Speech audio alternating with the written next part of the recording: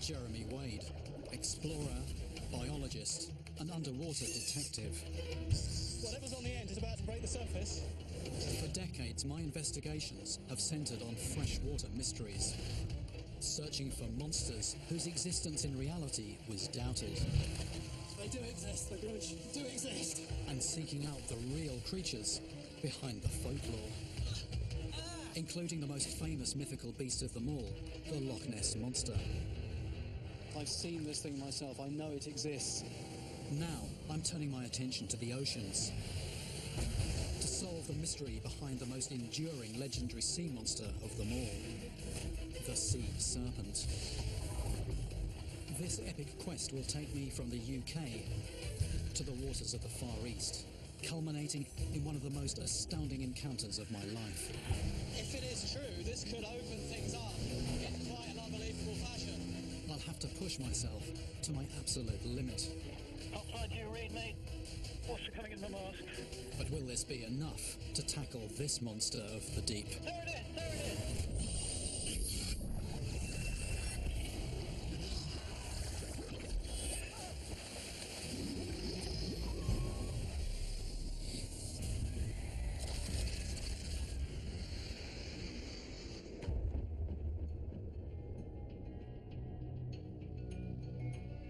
Since humans first ventured into the water, we have been fearful of what lurks beneath. And the most pervasive of all mythical sea creatures is the sea serpent. Early explorers told tales of huge snake-like beasts rising from the sea to sink ships and swallow sailors whole.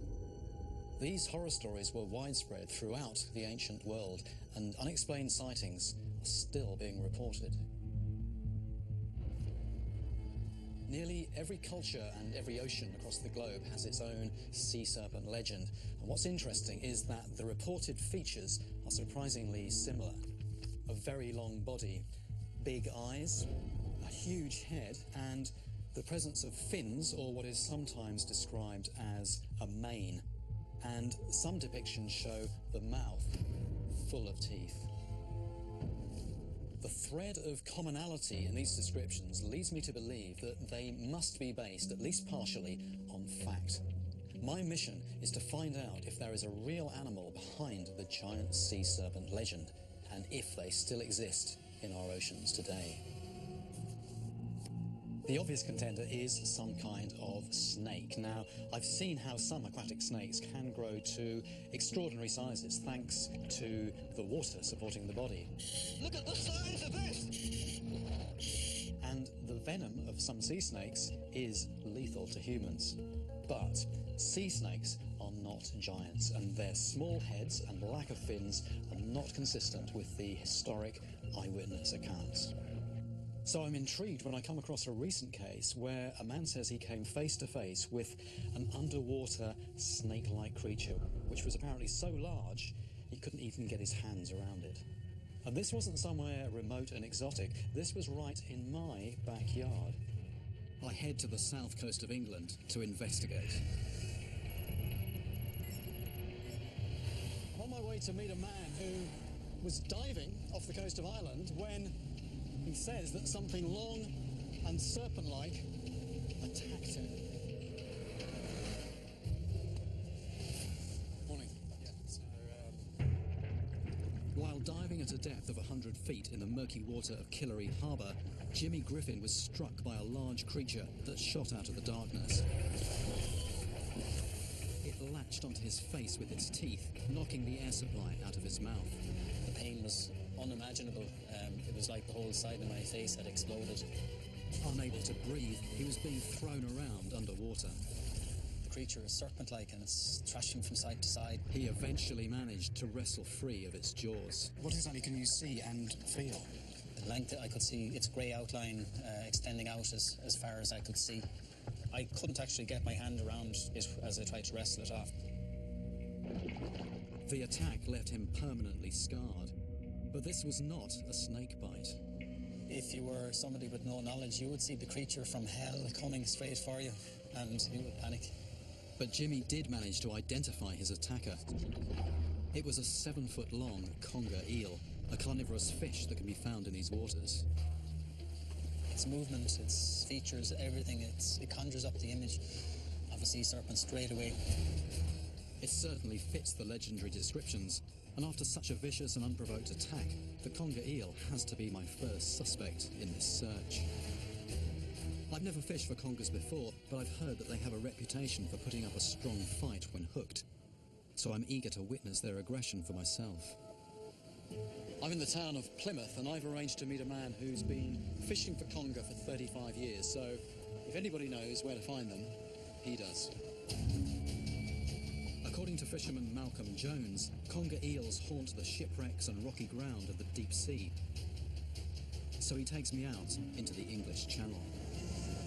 It's already getting noticeably more bumpy as we come out past the breakwater into the open sea. This is going to make fishing pretty challenging. On the way out, we stop to catch some mackerel for bait. Oh, here we go, look. Here we go. Malcolm prepares a special rig to entice the congers out from their lairs. So the idea is the current sort of just moves that around, and that's going to give lots of nice scent trail, isn't it? Pound and a half of lead going on. This is my first time fishing for conger eels, and I'm not sure what to expect. But detecting and reacting to a bite in these bumpy conditions is going to take concentration and precision timing.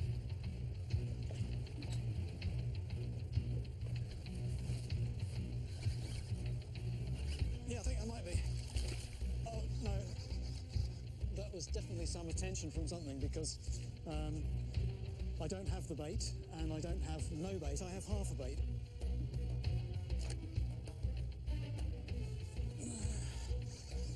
Again, the bait's been mutilated.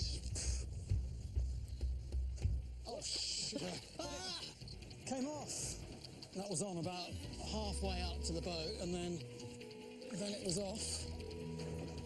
Came off the hook. Malcolm says it is congers that are biting, but so far they're outwitting me. They are going for the bait, but they continue to leave me empty-handed. Yeah, we got one. Surface one stays on the line.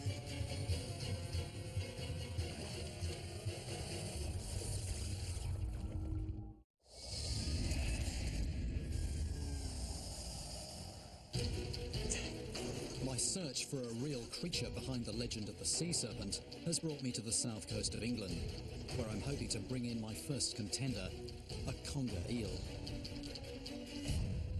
Here we go, that's conger. Fantastic. I just want to calm it down a little bit and have a look at it. I'm just being careful though, because I don't want my hands anywhere near the mouth. Having spoken to Jimmy, seeing what one of these did to his face, this is a fish to be treated with respect, even though this, as conger eels go, is not a big one. The thing is that they grow a lot heavier than this, much, much heavier than this, but in terms of length, it's something like twice the length of this. Right.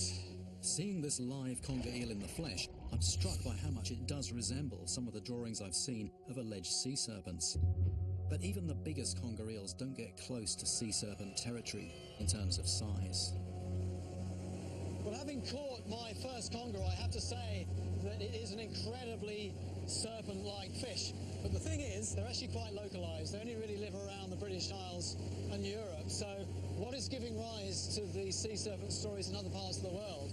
And I'm wondering, maybe the conger has a bigger, uglier relative somewhere else out in the oceans. There are 800 species of eel found worldwide, from the giant mottled eel that I caught in the Indo-Pacific, But it's got lots of teeth, very, very sharp teeth. and the longfin eel in New Zealand, to the ghoulish-looking green moray. All of them are equipped to inflict a devastating bite. I've been told about a cluster of particularly vicious incidents that took place in Thailand, a country I've visited many times, but never to fish in its oceans. And there's something else. In Thailand's rich mythology, aquatic serpents are prominent. Coincidence? I need to find out more.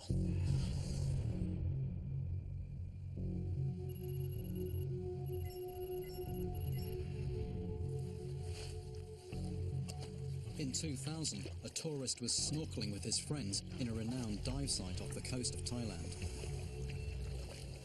when he was brutally attacked.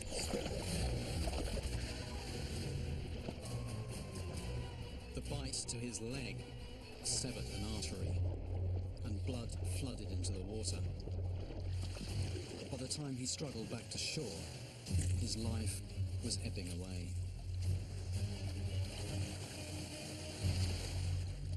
Despite forensic examination of the teeth marks, the official identity of his attacker remains unknown.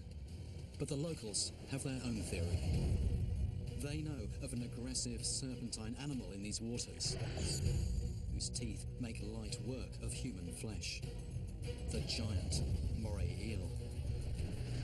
Could this be my next suspect? I travelled to the island of Phuket, off Thailand's west coast, to meet diving instructor Matt Butcher, who knows firsthand the damage a giant moray can inflict, and his story from the nearby Similan Islands was caught on camera.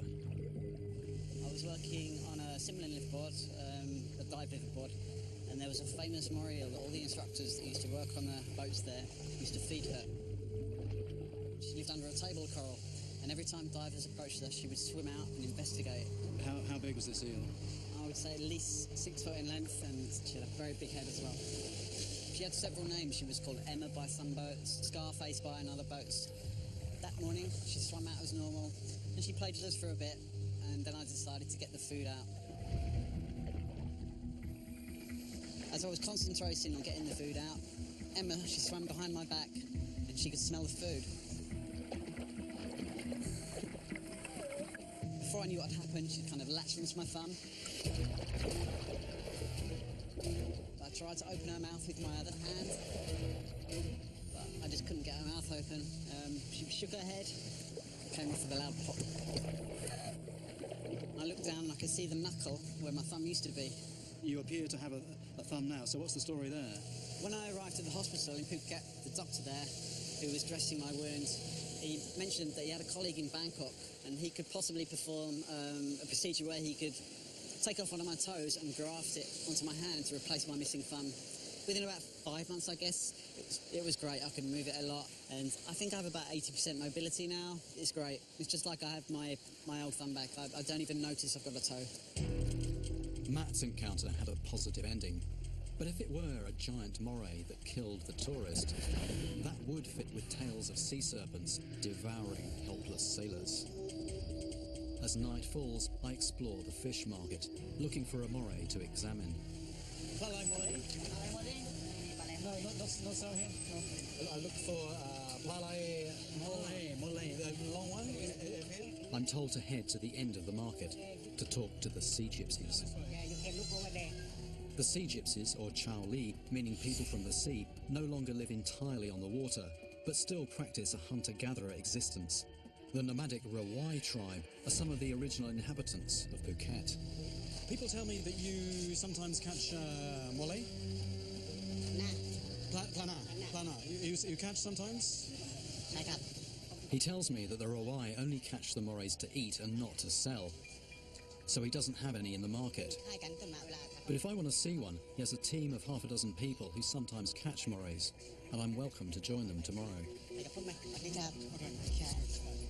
I want to see if this fish's jaws have enough power to kill a human. So the following morning, I join the Rawai and head out on their boat. For generations, the Rawai lived, died, and gave birth on the water, living solely off the bounty that the ocean provided. These seas are their true ancestral home, and their knowledge of what lies below the surface is exceptional.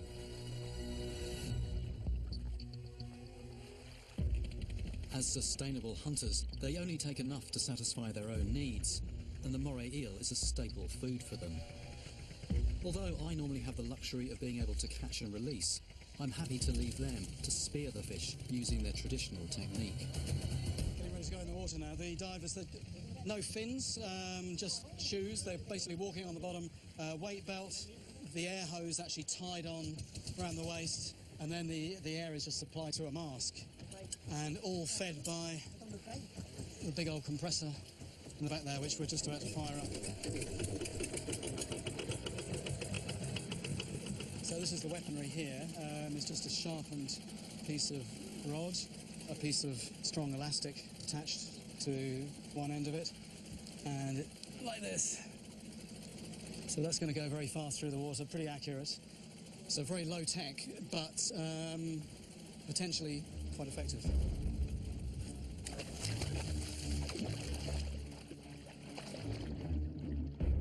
Compressor diving, a low-cost alternative to self-contained scuba tanks, is fraught with danger. The compressors themselves often have a very basic filtration system, meaning diesel fumes and other deadly contaminants, such as carbon monoxide, can poison the air inside the hose. But this method allows them much more time underwater than traditional breath hold diving. The thing about morays these days, they're not free living, they're living in cracks in coral, in cracks in rock. Now the men have to find a giant eel before it finds them.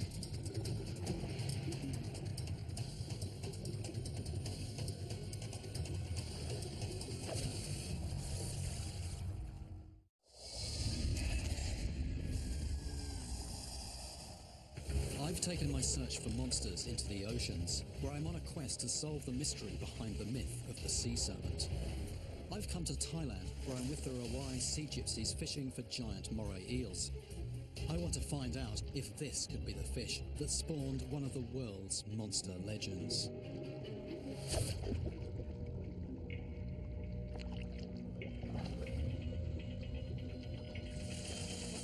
Coming up.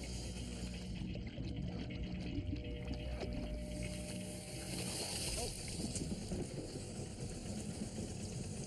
Got 4 here. I'm guessing they're sort of 3-4 foot long, something like that. These are just half the length of the one that ate Matt's thumb, but the giant moray eel can grow to 12 feet long. So, this is the moray eel, and just looking at those teeth and jaws, they are pretty ferocious. I want to have a closer look at those. I'm going to put it down for a moment. The front ones are very long. They're slightly curved, and the thing about them is they're pointing back. So if you actually pull, all you're going to do is make those points penetrate even deeper. The thing is, what happens then? The moray eel is actually unique in this respect, in terms of how it transfers its prey from the point of the jaws back into the throat. It's actually got this secondary set of jaws in the back of the throat. It's almost like alien. They will come forward, grab hold of the prey, pull it back into the throat. Morays have few natural predators, are known cannibals, and are not afraid to take on prey equal to their own size. Their science fiction designed jaws give them the ability to swallow their quarry whole, much like the sea serpent reports I've read. But I can't see how even the biggest morays could swallow a person.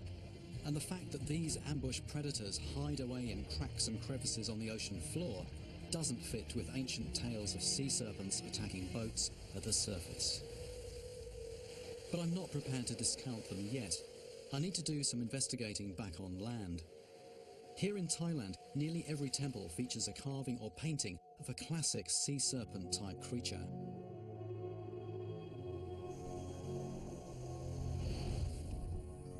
I head north to Nong Khai, on the border with Laos and right on the banks of the Mekong River. Far Eastern mythology features a serpentine creature known as the Naga, which many believe lives in the water here. According to Buddhist scriptures, Lord Buddha made the Naga a fearsome guardian of the temples to provide protection for the rest of eternity, and certainly its likeness is intimidating. These things are all over the place, particularly on stairways like this, and they're not all identical, but they are variations on a common theme. And one of the consistent features is this long fish-like body. It's not really like a snake, and this particular one has a dorsal fin, or what looks like a dorsal fin here, and another fin on the lower surface. And then they've all got this very characteristic sort of crest on the head. It's that crest that I find most intriguing. Certainly no eel has anything like that, nor do eels have visible scales. What are you? I find it hard to believe that such distinctive and consistent traits arise purely from the imagination. I've also been assuming that the Naga is a sea monster, but I've been told it lives here, in the Mekong River. It's getting confusing. Could it be something that moves between rivers and oceans? I know from experience that many myths start with one foot in reality, and in Thailand I've landed some huge and almost supernatural-looking river monsters that many people wouldn't otherwise believe existed. It's squashing my fingers, it's squashing my fingers. But numbers of these giants have drastically declined in recent years due to development and overfishing. So maybe the same is true of the legendary Naga. Maybe it was once a real creature, but now exists only in paintings and temple carvings. Local knowledge is often a vital source of information. So I speak to Kunyai Ton, who at 80 years of age is one of the oldest residents in the village. I've seen lots of big carvings in the temples of this creature that's a bit like a giant snake. What is that creature exactly? พญานาคอยู่ในน้ำ Payana. รูปพญานาค Payana is the local name for the serpent. Is this something that people are afraid of? คนกันย่านเพิ่นอยู่แต่ว่าบ่อันตราย So you say people are scared of them, but they're not dangerous. Why are people scared of them? มาจากอำนาจ She tells me about a young man who angered the Naga by being wasteful. อยู่ในน้ำน่ะ The next time he went to bathe in the river, he disappeared. It's believed it was a vengeful serpent that took him, never to be seen again. Have you ever seen one?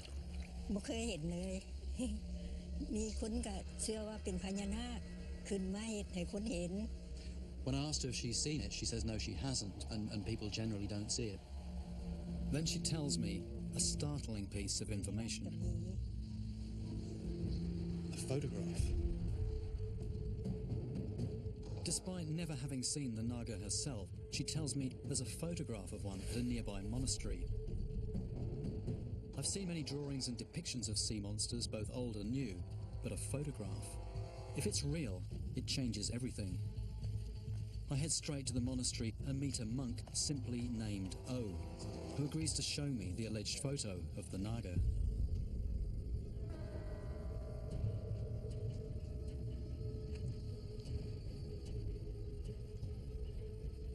The monster is unmasked. This is an extraordinary picture.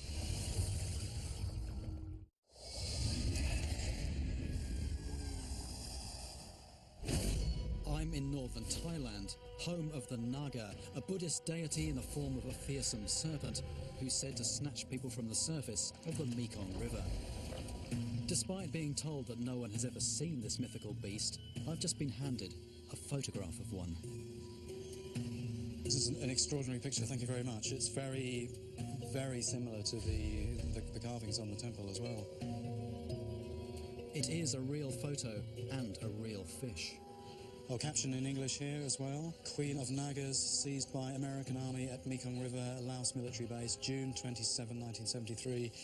Length of 7.8 metres. That's about 25 feet. Very big, but incredible picture. Thank you very much. A long-lost memory surfaces of seeing this picture before in a newspaper. It was taken in the US near San Diego, but I don't want to cause offence by saying this. It's a fish called the oarfish, and it is found throughout the world, but it's only found in very deep seawater. It doesn't come into rivers, which means that that caption is incorrect. But I can see why the monks believe it to be the Naga. With its long, thin body, red dorsal fin, and that distinctive crest. So the oarfish may not be the Naga, but it does absolutely fit the description of the sea serpent. It's so rarely seen, however, that it wasn't even on my radar until now. In a time when people were terrified of the unknown, you can easily imagine how this freakish-looking animal could have struck fear into those who encountered it. But in recent times, these fish have only ever been seen alive on just a handful of occasions. Although I might have identified the real creature behind the myth of the sea serpent, my investigations are all about seeing the real life, flesh and blood creature at the end of the road. And this is one occasion, possibly uniquely in my career, when my chances of actually doing that are absolutely zero. It's a crushing realization. As far as I know, more people have been to the moon than have seen a live, healthy specimen of this fish. But travelling back to Bangkok on my way home, I decide I'm not ready to give up unravelling the mystery of the sea serpent. The oarfish is so tantalisingly close to the beast of legend. I just have to figure out how to find the real thing.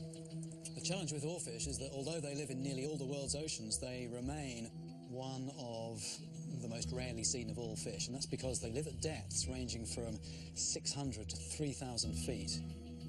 They're usually only ever seen at the surface when they're dying or when they get washed up on the shore, already dead, like the one found in 2015 on Santa Catalina Island in California. It's estimated that they can grow to 50 feet in length. Back in 1860, when a dead specimen was discovered in Bermuda, it was officially described by biologists as being the Great Sea Serpent. So little is known about oarfish that I'm struggling to find any useful information about them at all, anything about their behaviour and whereabouts. How do I get myself in the right place at the right time to see a live one? I put the word out to my international network of contacts, desperate for intelligence, any tip-offs about this mysterious fish. What comes back is some startling news. I've just heard something which, it sounds so unlikely I'm tempted to dismiss it out of hand, but if it is true, this could open things up in quite an unbelievable fashion. So I've got to get to somewhere where I can talk to somebody in France. There's a French guy called David who I need to talk to. I hurry back to the hotel to make a Skype call. I've been told to contact a Frenchman named David Luquet, a professional deep-sea diver who collects data for an oceanographic organisation. He claims to have seen a live oarfish, or regalec as they are known in French. What is the beginning of the story for you? One day, I dive, and just in front of me at 1 meters, 5 meters regalec, and the regalec didn't move, and it stayed just in front of me. The diving, is it difficult in this place? Yeah, it's very difficult, and it can be very dangerous and very hard, very hard. But if going underwater is the only way to see this creature alive, then that's what I'll do. Okay, all right. Well, thank you for that. I'll let you get back to work now. Thanks very much indeed. Okay. Thank you. Bye, David. See Bye. you. Right. Gosh, I'm just trying to process that. This was something that I thought was impossible, but I've just spoke to somebody who has seen oarfish close up, alive, but not an easy thing to do. Challenging conditions, and he's just seen them a handful of times. But I think this is something I can't pass up. I thought my investigation had actually come to an end, but maybe it hasn't. Maybe I've got to get myself to France.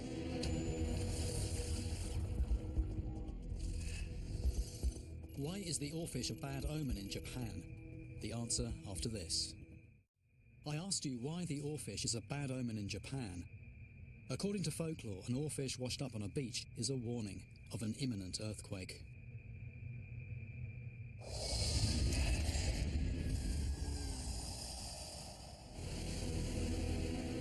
My quest to finally resolve the sea serpent mystery started in bustling Plymouth Harbour close to home, then moved to Thailand, and now to the billionaire's playground of Antibes near Nice in the south of France. I've been told that 3.5 hours from this unlikely location, I may be able to dive with a real-life sea serpent. It's very common to think that when you are looking for exotic, outlandish creatures, you're going to have to go to some remote, far-flung, sparsely populated part of the world. You certainly don't think about coming to a place like this, the French Riviera.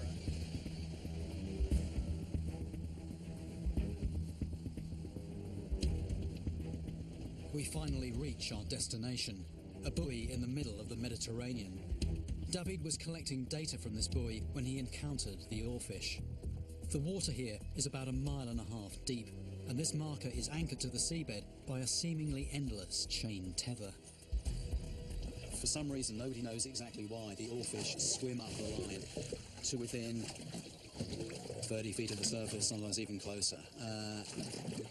Nobody can say exactly when they're going to do that, but I'm just hoping that there will be one occasion when the fish is there and I am also in the water. I only have a small window of opportunity when the weather and sea conditions are favourable and when there is the right amount of plankton to attract the fish, but the water is still clear. I've been told I might only have 24 hours before the moment has passed. David has warned me that because of the depth and sometimes strong currents, diving here can be very dangerous. So I'll have an experienced dive team with me in the water and communication with the boat in case of any problems. This is an extreme form of diving known as blue water diving, where the sea floor is out of sight. And with no frame of reference, even professional divers can get disoriented. I'm also using a rebreather device, which allows me to stay underwater for longer than simple air tanks. But this makes it a very technical dive. I only learned to use this equipment recently, and I'm hoping my skills are up to the job.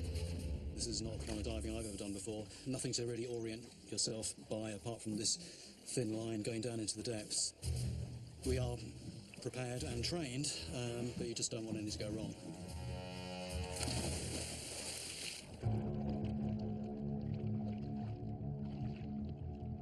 This big blue is another world. It's like nothing I've ever seen before. The jellyfish and sea salps look like they come from another planet. At a depth of about 80 feet, I feel like I'm floating in outer space. I can't see the bottom, and the chain holding the buoy is the only stair for miles around. This is my lifeline. Affirmative, yes, I'm on the anchor chain. But it's a very potentially hazardous place to get drawn away from your point of reference. I wait and wait for the myth to become reality, but there's no oarfish in sight. The water is very, very clear. Visibility, I'm guessing, is about 30 foot, something like that. And I'm not seeing anything anywhere near the chain. But I'm struggling to control my buoyancy in the strong swell, and the effort I'm having to expend is making me tired and increasingly uncomfortable. I'm beginning to feel disoriented.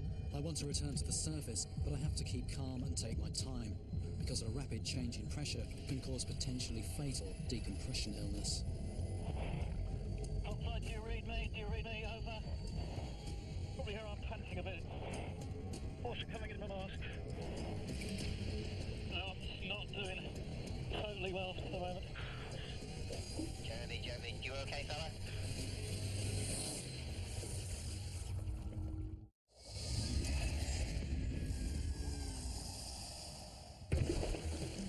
I'm diving off the south of France, looking for an oarfish, the fish that I now believe is the real creature behind the sea serpent myth. But my chances of actually seeing this incredibly rare fish are diminishing fast, and I'm finding the dive extremely difficult. I think I'm probably about ready to come out. Just take a few minutes and try and get your breathing in check. I need to fight my instinct to surface immediately. I have to ascend slowly to avoid getting the bends.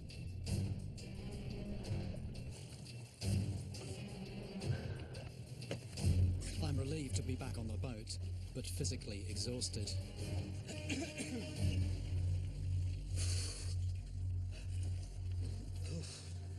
Actually quite tired. I really struggled on that last dive, and the thing is, I don't know if it's going to get any better. I am operating, I feel, right at the edge of my capability here. This is a very challenging underwater environment. You've got no bottom to refer to. That's a mile and a half away. What I'm really trying to cultivate underwater is exactly what I do when I'm fishing. It's achieving a sense of calm and control, but with all the things that I have to keep in my mind underwater. I'm just not achieving that, to the extent that I don't even know if I'm going to get in the water again. I don't know if it is advisable to get in the water again. So here we are. The conditions are great, but I don't know if I'm actually capable of it.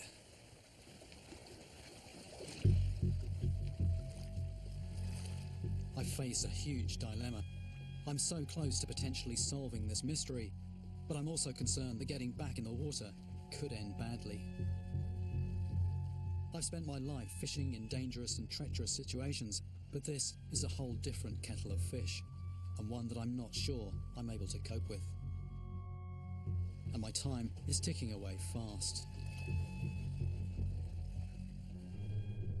Now, my only remaining chance of seeing this fish is to dive at night. The thing about going in at night is, for me, it's very much cranking things up another notch, or actually several notches. It's much easier to be disoriented, no real points of reference. I need to set my fears aside if I'm going to solve this mystery. The water is full of plankton, which I'm hoping will summon a sea serpent up from the murky depths. I wait again for it to appear, this time in the eerie, silent darkness. There it is! There it is! It's here!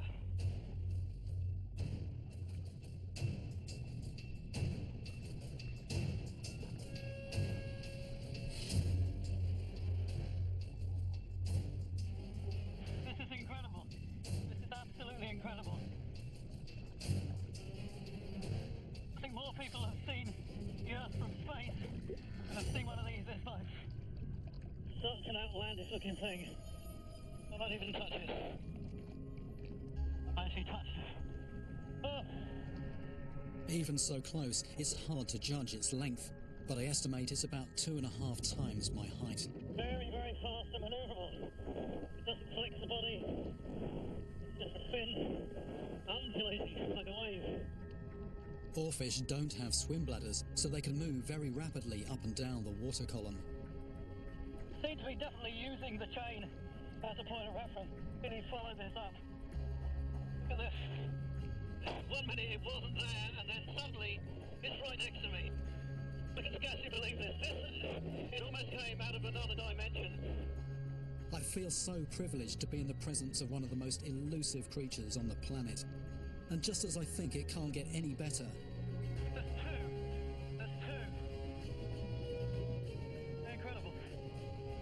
Why do they do this? Why are they here? Are they feeding?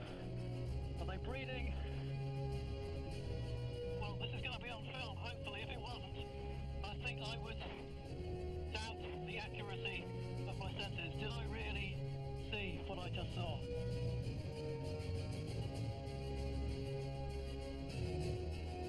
against all the odds, I believe I've finally solved the mystery of the sea serpent. It's this extraordinary and exceptionally rare fish, the oarfish, that is the true origin behind the enduring legend.